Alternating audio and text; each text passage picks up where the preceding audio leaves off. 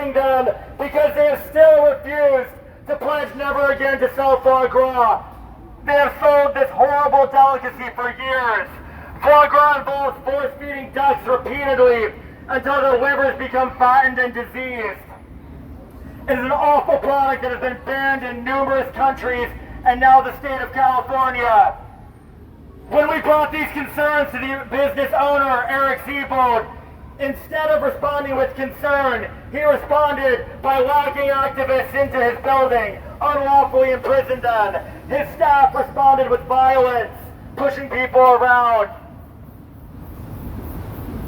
When we continued the campaign, he filed a lawsuit against myself and 2 other activists designed to shut down our free speech.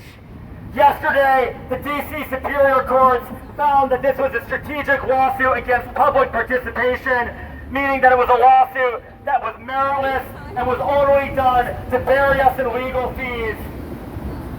We're grateful for the court's decision. We're grateful that they saw through Seabold's lies, and we hope his customers will as well. We hope the D.C. community will see through his lies, and it's encouraging that so many of them already have.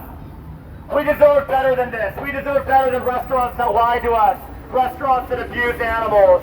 There are so many creative chefs now making incredible food that doesn't involve this insane abuse of animals.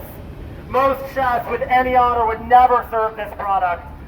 Where is Seabold's honor? It is time to pledge never again to sell foie gras. And until you do so, we will be coming back time and time again, educating the public about what you're doing, what kind of business this is.